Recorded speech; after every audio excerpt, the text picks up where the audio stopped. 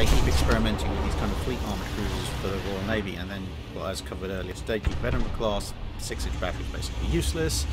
They then do in the Warriors what they thought they might have been able to do with the Duke of Edinburgh's, which is to move everything up a deck and replace it with the 6-inch with the 7.5s.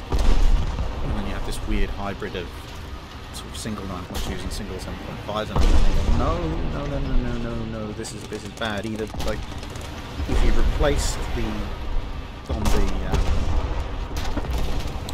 the Warriors, should have either gone and just put another 9.2 inch in, which, okay, is only going to give you 5 gun broadside, that's better than nothing, or replace everything with 7.5, so maybe have an extra turret and get 6 7.5s. That would have been quite nice per side. Twin turrets, come on, man! Twin turrets exist. Put one of them on, it makes it so much easier. And then you get to the Minotaurs, and it's like, okay, great, twin 9.2s, fantastic, great, someone's learned something. 7.5 inch all down the side. It's like, oh, 2 steps forward, 1 step back.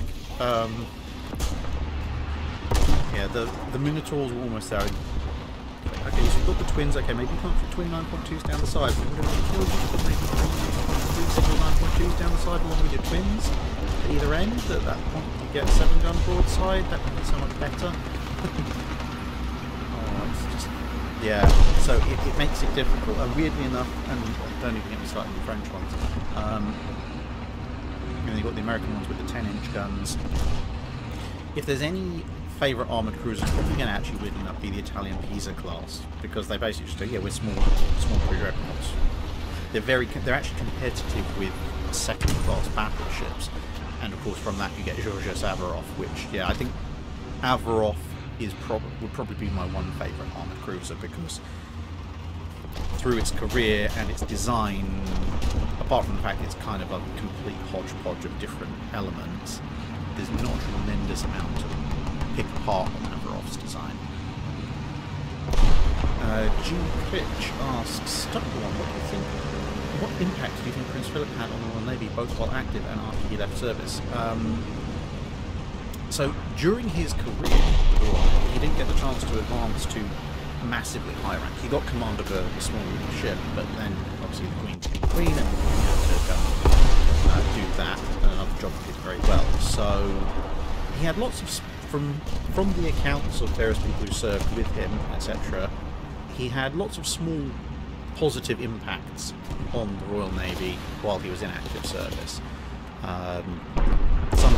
Some of the senior officers, when he had to leave the Navy, actually said that he, on his own merit, not being royalty or anything, but purely on his own merit, probably had the wherewithal to make it all the way to First Sea Lord, which would be very interesting considering when the sort of the time period where he probably would have been First Sea Lord. But I'll leave that to you for yourselves to work out. But that's quite an interesting little alternate history. The impact he made after he left the active service was probably actually greater, because, you know, at that point he doesn't have direct power, because that's not how the monarchy works mostly in this country anymore.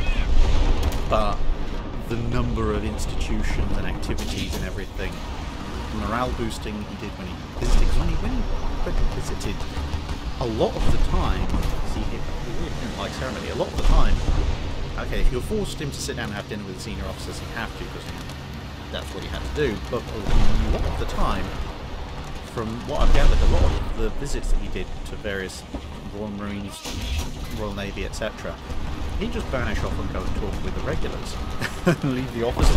We've lost Prince Philip, where's he gone? Oh, my career is over. And find him like sitting on a Bergen or something, nattering away with the enlisted. So, like that, probably had a very positive impact. He could do it as much as he liked, within reason.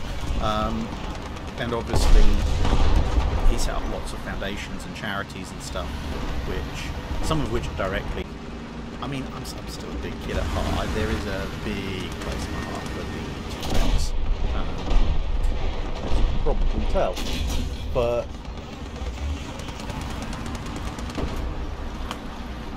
obviously, out of whack with what we know now. It's tail dragging, kind of doing the I can't even do it because it'd break my neck. It would have broken its neck. But you know what I mean? The old school tail dragging, almost like a begging dog position T-Rex. That was brown, dark, almost dried blood red actually. The Brachiosaurus was a dark green. The Diplodocus was a dark grey. The Apatosaurus/Brontosaurus was a light grey. There was one that began with a C, another sword, but I can never remember the name of it, but it was a kind of beige colour, a neck that was curved back like a capital C. The Stegosaurus was a pink colour. They actually painted mine, but the paint was enamel and eventually came off. Little in terms of dinosaur country, the big armadillo kind of thing. That was great. There was a really dark brown, like dark chocolate colour portable dinosaur about this long. I forget what the name was, but it had a ridged back. I don't think they did an ankylosaur or a triceratops. They might have done. Yeah, I loved those. Back in the day where they weren't quite as concerned with health and safety when it came to manufacturing toys. And I say that because I'm the oldest of 3 brothers, grew up in a house full of boys, and inevitably if you give them a bunch of fairly heavyweight plastic toys, they are going to find ways of turning them into weapons. So for the record, the Ichthyosaur is a very good stabbing implement. The T-Rex with the ridged back that it had is a very good slashing instrument in the sort of sawtooth edge. The Diplodocus wasn't so good because its tail was very long and thin and liable to snapping. The Brachiosaur made an excellent bludgeoning weapon, and its tail was thick enough. It was kind of good as a stabbing weapon. It was quite heavy for a small kid, so you couldn't do much of that. The C-neck shaped beige one, again, the tail was relatively good, but the neck was a little bit vulnerable, although flipping it upside down, you did kind of think you were holding some kind of weird dinosaur ray gun. The Mosasaur was surprisingly dangerous, but actually to yourself, because the flippers were actually almost razor-edged, which was slightly worrying. The Plesiosaur you had to be careful because again, thin neck. Stegosaur plates were a little bit too thin to really be using as a knuckle duster, although that little dark chocolate brown one was also one of those things very rough. Could really scratch you up badly. The Glyphodonts were great. Glyphodonts could lob them high speed and nice solid rounding, thwack people in the head. Yeah, you can tell it was a house of 3 boys. The Mammoth and Tusk were too vulnerable to damage.